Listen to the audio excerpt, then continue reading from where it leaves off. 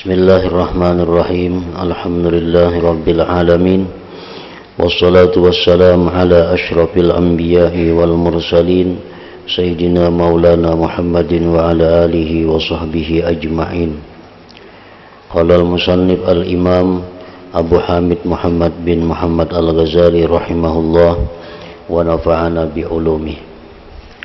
Wa qala ats-Tsauri li Rabi'ah ma hakikatu imanik, qalat ma abadtuhu khawfan min narihi wala hubban li jannatihi fa akuna kal ajirisu bal abadtuhu hubban lahu wa syauqan ilaih.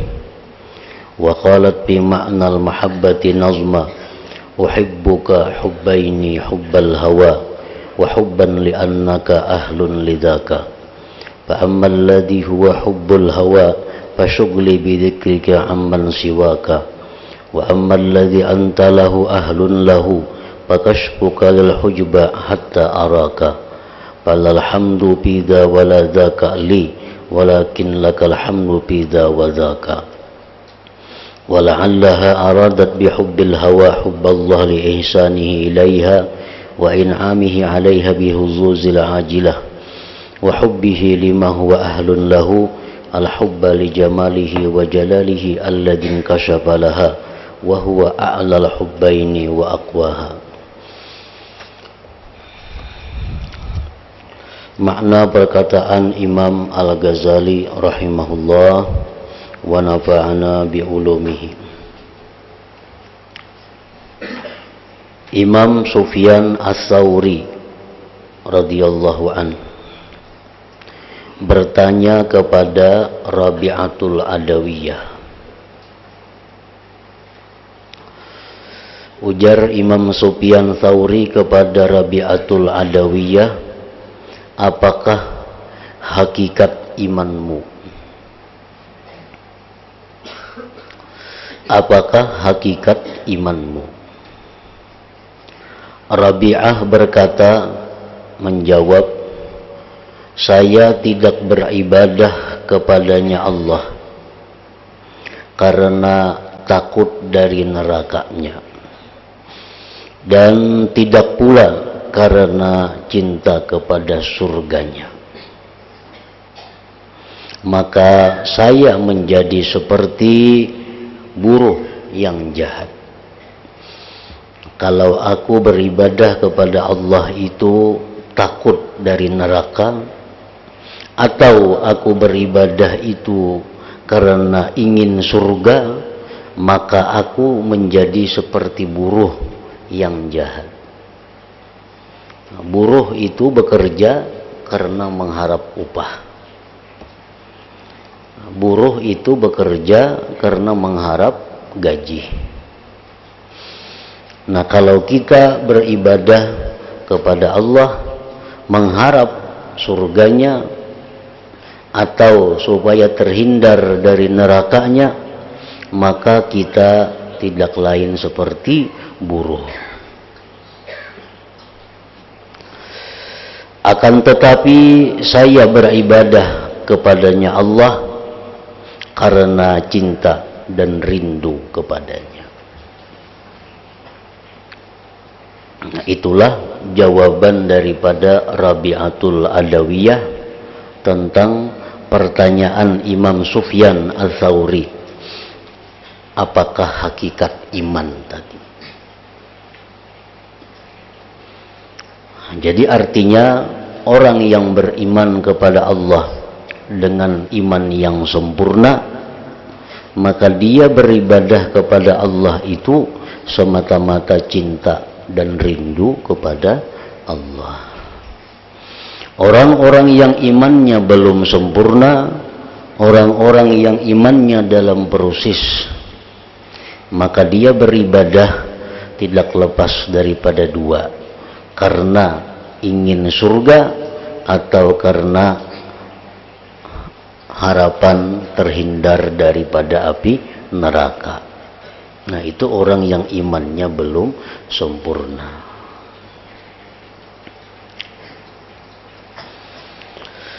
Rabi'ah membaca syair yang menerangkan arti cinta kepada Allah. Uhibbuka hubbaini hubbal hawa wa hubban li'annaka ahlun lidhaka. Fa ammal ladhi huwa hubbul hawa fashugli bidhikrika amman siwaka. Wa ammal ladhi anta ahlun lahu fakashfuka lil hujba hatta araka. Falal hamdu fi dha wala dhaka li walakin lakal hamdu fi dha wa dhaka. Syair yang dibacakan oleh Rabi'ah itu artinya, saya mencintaimu wahai Tuhan, saya mencintaimu ya Allah dengan dua cinta.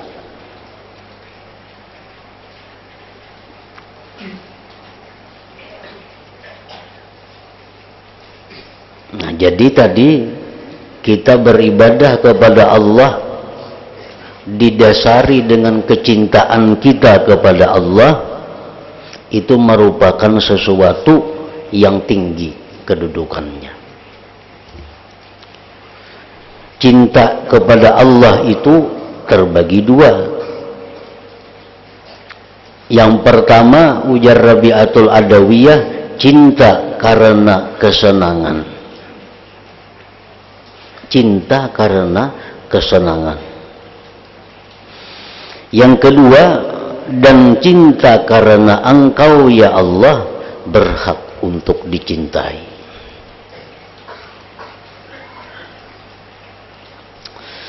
Adapun cinta karena kesenangan, maka kesibukanku selalu menyebutmu dari orang selain kamu. Adapun cinta yang engkau berhak atas cinta itu, maka engkau bukakan hijab dinding untukku sehingga saya melihatmu. Maka tidak ada puji bagiku pada ini dan itu. Cinta yang pertama, cinta yang kedua tadi. Akan tetapi bagimulah puji pada ini dan itu.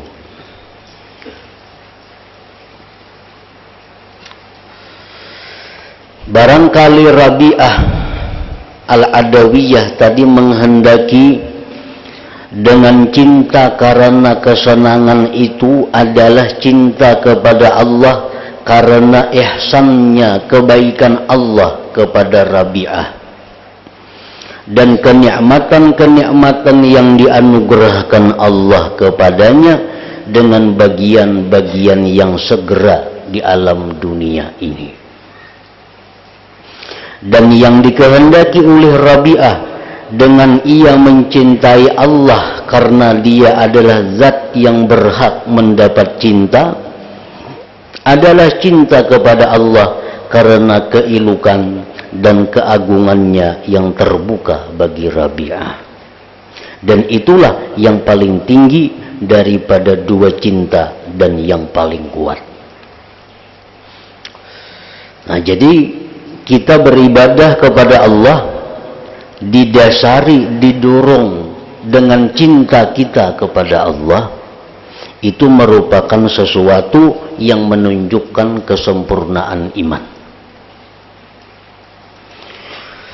Cinta kepada Allah itu ada dua macam. Yang pertama, cinta kepada Allah karena memandang ihsan Allah, memandang kebaikan Allah kepada kita. Allah yang memberikan rezeki kepada kita, Allah yang menghidupkan kita, Allah yang memelihara kita, Allah yang menjauhkan kita dari bala dan bencana. Kita pandang kebaikan-kebaikan Allah kepada kita, maka kita cinta kepadanya. Nah, ini cinta yang pertama, yang artinya di bawah derajatnya dibanding cinta yang kedua. Cinta yang kedua itu adalah orang yang mencintai Allah semata-mata terbuka dinding baginya sehingga dia bisa menyaksikan keindahan dan keelukan sifat Allah Subhanahu wa ta'ala. Nah, cinta yang kedua itulah yang paling tinggi daripada dua cinta dan yang paling kuat.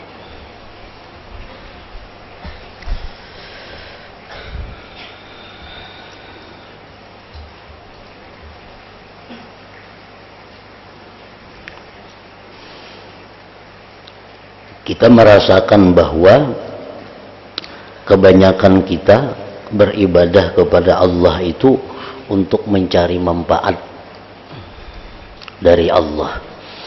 Nah, kita puasa, kita bersedekah, kita sembahyang, kita membaca Quran, kita berzikir.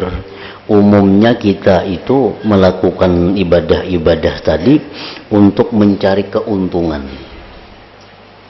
untuk mencari manfaat kepada diri kita, untuk diri kita. Nah, itu menunjukkan bahwa iman kita belum sampai kepada kesempurnaan. Dan itu pasti dialami oleh setiap orang yang beribadah kepada Allah. Ada orang baca surat Tabarak umpamanya supaya dikubur nyaman. Nah, kan artinya manfaatnya kembali kepada diri. Ada orang baca surat Waqiah supaya rezekinya luas. Nah, itu manfaatnya kembali kepada diri. Ada orang membaca surat Yasin supaya terhindar dari bala bencana. Manfaatnya kembali kepada diri. Ada orang berzikir kepada Allah supaya dengan berzikir ini diberi Allah ilmu yang luas. Nah, kembali kepada diri. Selama kita beribadah itu didasari oleh demikian-demikian tadi, itu menunjukkan iman kita belum sampai kepada yang sempurna. Apabila iman kita ini sudah sempurna kepada Allah, apapun ibadah yang kita lakukan, kita kadang mengharapkan apa-apa lagi dari Allah untuk faidah kepada diri kita. Kalau sudah iman kita ini sempurna, apapun ibadah yang kita lakukan, dasarnya hanya satu, karena cinta lawan Allah. Kenapa membaca Al-Quran? Karena aku senang Al-Quran ini kalam Allah. Nah, kenapa aku puasa? Kenapa sembahyang? Karena aku cinta kepada Allah. Nah, ini jarang manusia ada seperti itu. Karena itu orang yang imannya sempurna. Jadi rata-rata kita ini beribadah kepada Allah, ibadah macam seorang buruh tadi. Ada harapan-harapan yang kita minta kepada Allah dengan ibadah. Nah, kedudukan kita seperti itu oleh para ulama disuruh ditingkatkan.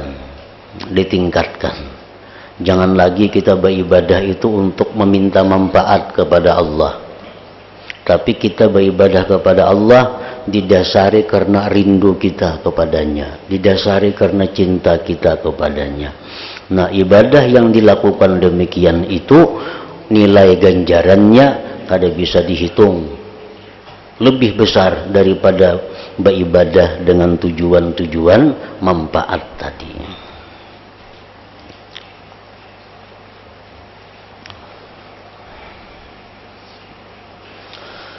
Dan lezatnya melihat keilukan Tuhannya, dan lezatnya melihat keilukan ketuhanan.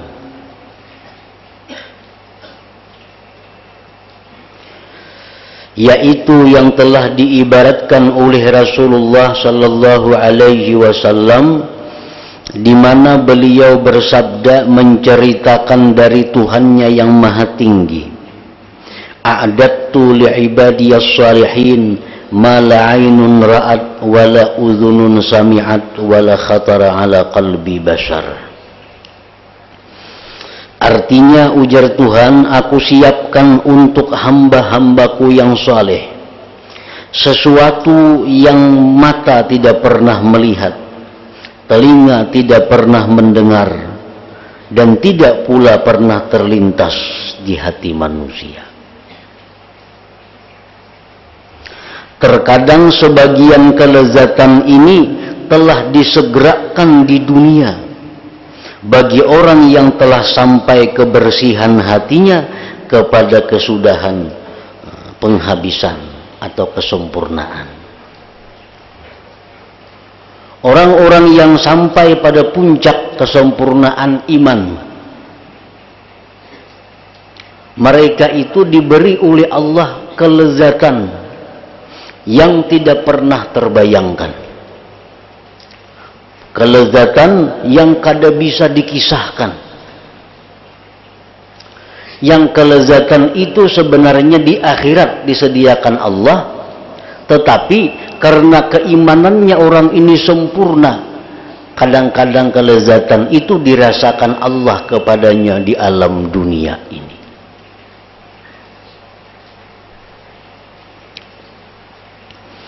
Jadi ada orang-orang yang diberi anugerah oleh Allah, yang mana mereka itu apabila beribadah, apabila berzikir, apabila membaca Quran, mereka itu menemukan kelezatan yang kada bisa dikisahkan kelezatannya itu. Nah, itu ada sebagian hamba Allah yang diberikan demikian. Karena imannya sempurna, imannya berada di puncak kesempurnaan. Sebagian mereka berkata, sesungguhnya saya mengucapkan ya Rabbi ya Allah, maka saya merasakan ucapan yang demikian itu di dalam hatiku lebih berat dari gunung. Karena memanggil itu adalah dari belakang hijab dinding. Maka adakah kamu melihat teman yang sama-sama duduk, ia memanggil-manggil temannya yang sama-sama duduk itu? Sebagian orang-orang yang diberi Allah keimanan sempurna, orang yang diberikan Allah makrifat, mereka itu sangat sulit untuk mengucapkan ya Allah, untuk mengucapkan ya Rabbi. Sangat berat mereka mengucapkan itu. Tagal disuruh benaja kita mengucapkan ya Allah, disuruh kita mengucapkan ya Rabbi. Padahal sebagian di antara mereka itu mengucapkan kalimat ya Allah ya Rabbi itu sangat berat. Kenapa berat? Karena ucapan ya Allah wahai Tuhanku itu menunjukkan bahwa Tuhan itu jauh. Kan ya itu ya nida. Ya Rabbi wahai Tuhanku. Nah, itu menunjukkan seolah-olah Tuhan itu jauh sehingga perlu dipanggil. Padahal Tuhan itu sangat dekat dengan kita. Tuhan itu akrab dengan kita. Nah, kalau orang yang dekat duduk betatai maulah memanggil. Kita ini berkawan di hija, duduk betatai, ngarannya Udin, maunya hai Udin, maulah. Kan kada mau kalau tuh. Nah, kayak itu juga orang yang dekat dengan Allah itu, mereka mengucapkan ya Allah, mereka sangat berat. Karena ucapan ya Allah itu ucapan seolah-olah Allah itu jauh dengannya.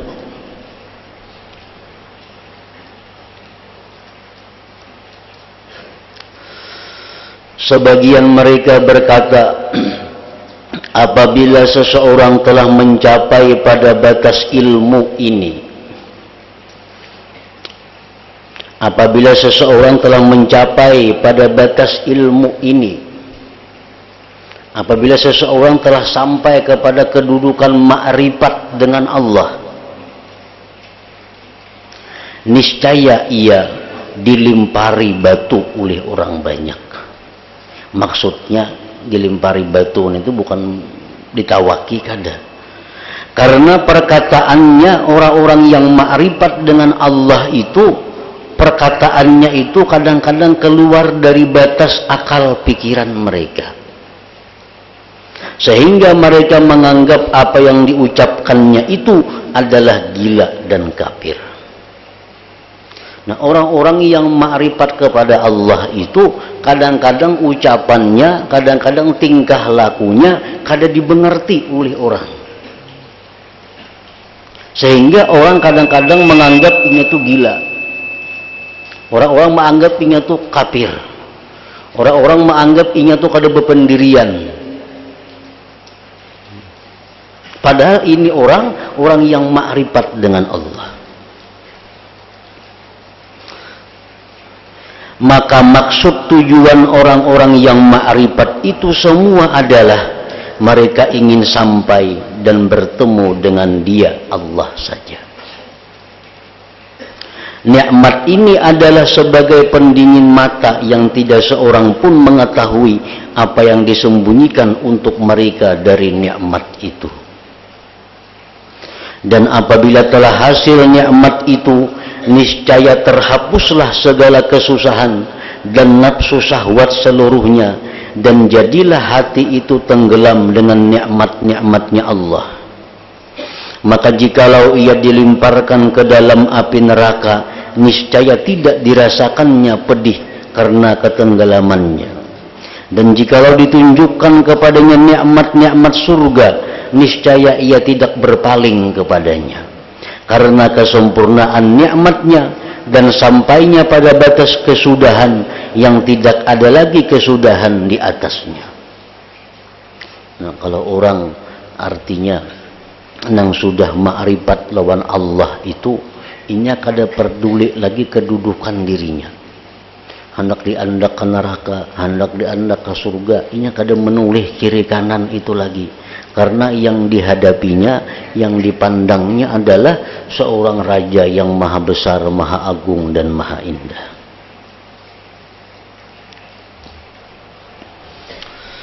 Semoga saya mengetahui, ujar Imam Ghazali, pada orang yang tidak memahami kecuali kecintaannya terhadap nikmat yang bisa dirasakannya dengan panca indera, maka bagaimana ia beriman dengan kelezatan untuk memandang kepada wajah Allah Ta'ala dan tidak ada baginya rupa dan bentuk.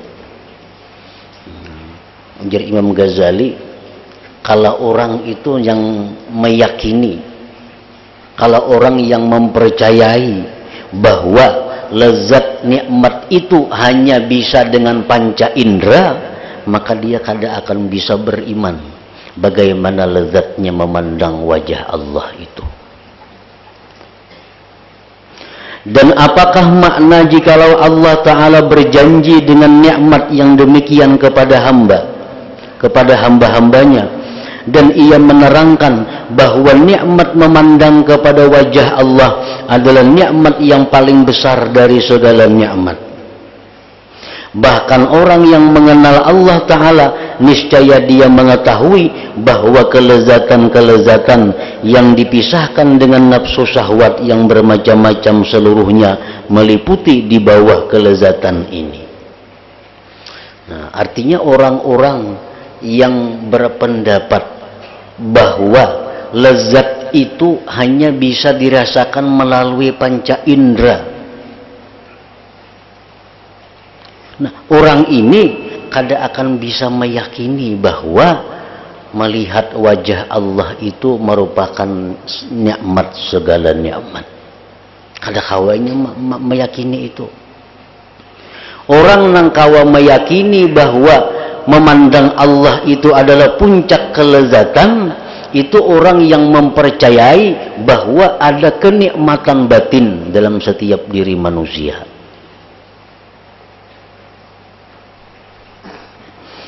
Sebagaimana yang telah diucapkan oleh sebagian mereka dalam syairnya, kanat liqalbi ahwa'un mufriqatun fastajma'tu mudra'at kal ainu ahwa'i fasara yahsuduni man kuntu ahsuduhu wasirta maulal wara mudsirta maulai tarattu linnasi dunyahum wa dinahum syuglan bidzikrika ya dini wa dunyaya wa dunyai. Artinya, ada di dalam hatiku hawa nafsu yang bermacam-macam, hendak ini, hendak itu, hendak macam-macam. Lalu kukumpulkan hawa nafsuku, keinginan-keinginanku, sejak mataku melihat akan engkau. Jadilah saya didengki, dikapingini artinya oleh orang yang saya dengki kepadanya. Jadilah engkau hai Tuhan manusia, sejak engkau menjadi Tuhanku, saya tinggalkan untuk manusia dunia dan agama mereka, karena sibuk selalu ingat kepadamu, wahai agama dan duniaku. Dan oleh karena yang demikian itu, berkatalah sebagian mereka, wa hajruhu a'zamu min narihi wa wasluhu atyab min jannatihi. Artinya, memutuskan hubungan dengan Allah adalah lebih besar sakitnya daripada sakit api neraka. Dan menyambung hubungan dengan Allah adalah lebih baik daripada kebaikan surganya. Nah, mereka tidak menghendaki dengan ini perkataan tadi, melainkan mengutamakan kelezatan hati pada ma'rifatullah ta'ala atas kelezatan makan, minum, dan kawin. Karena sesungguhnya surga adalah sumber kesenangan panca indera. Adapun hati, maka kelezatannya adalah pada bertemu kepada Allah Ta'ala saja.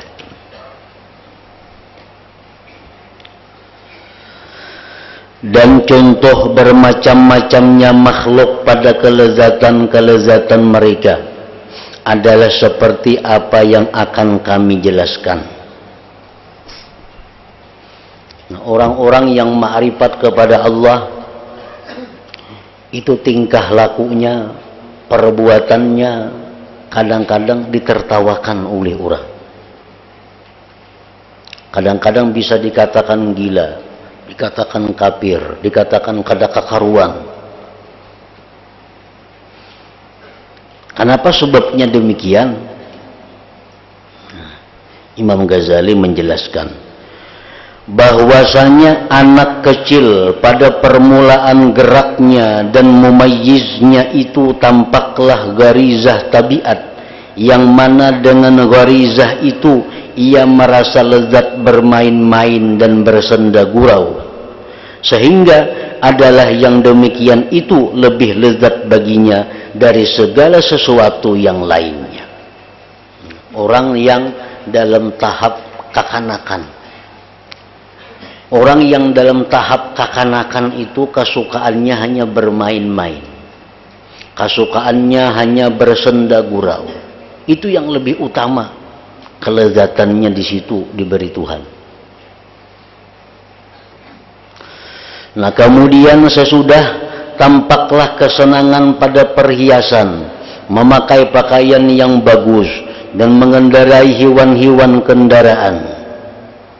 Sesudah kekanakan itu beranjak remaja, kesenangannya, kelezatannya pada bermain-main itu kurang. Kesenangannya berpindah kepada apa? Kepada berhias, berpakaian yang bagus, berkendaraan yang bagus. Nah, ampihnya bermain motor-motoran, ampih hendak motor bujurannya. Sudah menginjak remaja itu. Maka ia memandang rimih bersama kelezatan-kelezatan itu akan lezatnya bermain-main. Nah, orang yang sudah remaja itu yang dibermainkan kada hakun lagi. Lewat sudah masanya. Kesenangannya sudah berpindah kepada selain bermain. Nah, kemudian sesudah itu timbullah bagi manusia yang naik dari tahap remaja tadi, timbullah kelezatan bersetubuh dan nafsu syahwat kepada wanita. Lalu dengan demikian ditinggalkannya semua yang sebelumnya untuk sampai kepadanya.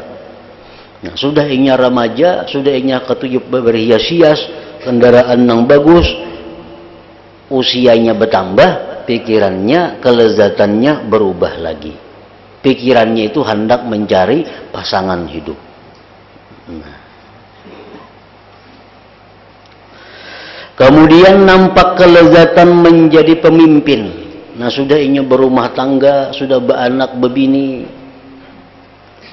Kelezatannya itu ampih pulang orang tadi berpindah pulang hendak memimpin kemuliaan dan bermegah-megahan, yaitu akhir dari kelezatan dunia yang paling tinggi dan yang paling kuat. Jadi kelezatan dalam dunia ini yang paling tinggi, yang paling kuat adalah kelezatan memimpin. Itu bagi orang yang sudah melalui tahapan-tahapan umurnya. Orang yang sudah kekanakan, remaja, dewasa, nah pikirannya hendak kayak apa supaya jadi pemimpin. Karena pemimpin itu adalah merupakan satu kelezatan yang paling kuat dan paling tinggi di dalam dunia ini.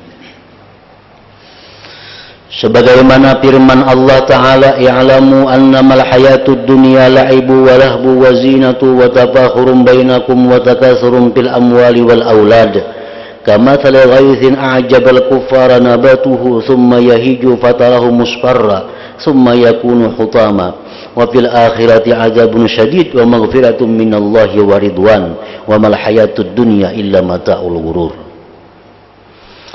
Artinya ketahuilah, hanya kehidupan dunia itu permainan dan sesuatu yang melalaikan.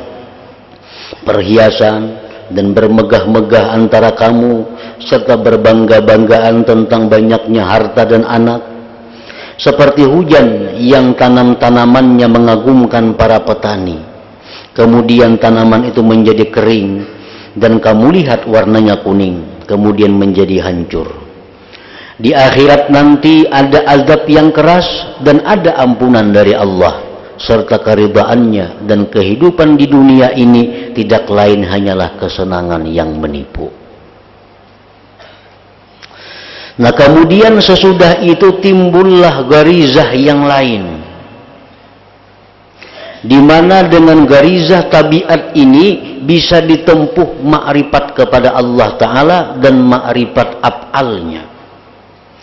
Lalu dengan garizah ini ia memandang rimih pada semua yang sebelumnya. Remaja-remaja ini memandang rimih orang yang bermain-main, pepainan itu. Orang yang sudah mulai dewasa ini memandang rimih kepada orang-orang yang disenangi orang remaja. Orang-orang yang menjadi pemimpin ia menganggap rimih orang-orang yang menyenangi kelezatan makanan minuman. Nah kemudian orang yang sudah ma'rifat kepada Allah, ia akan memandang rimih kepada segala yang sebelumnya, pemimpin dan lain-lain tadi. Maka setiap yang terakhir itulah yang lebih kuat, dan ini ma'rifat adalah yang akhir. Karena nampak senang bermain-main pada umur tamyiz, umur mumayyiz, mencintai perempuan dan perhiasan pada umur dewasa balik, cinta kepada kepemimpinan sesudah umur 20, dan cinta pada ilmu mendekati umur 40, dan kesudahan yang tertinggi. Dan sebagaimana anak kecil tertawa kepada orang yang meninggalkan permainan dan sibuk dengan bermain-main dengan perempuan dan mencari kepemimpinan. Akan-akan tuh, orang ada di bawahnya bermain-main kadahakun, sibuknya mengurusi harta, ditawa akan kekanakan. Hakunnya itu dia mengurusi harta, kalau lapahan, udah kekanakannya ketujuh main-main. Jadi orang ada yang siang malam mencari duit, ditawakan kekanakan. Kehakunannya itu menjadi harta siang malam. Nah ini hobinya bermain-main. Jadi orang yang mencari harta ditawakannya oleh kekanakan. Nah orang yang mencari pemimpin itu ditertawakan oleh orang-orang yang punya harta. Bapak aku menjadi pemimpin, membuang-buang duit segala macam. Nah untuk kalau orang hendak jadi gubernur, berapa miliar duit dibagi-bagi, bah jangan aku jauh makannya seumur nggak ada habis duitnya aja. Berapa duit dibuang dibagi-bagi, nyalain kedudukannya. Ini orang yang kelezatannya pada harta menganggap aneh orang yang kelezatannya pemimpin.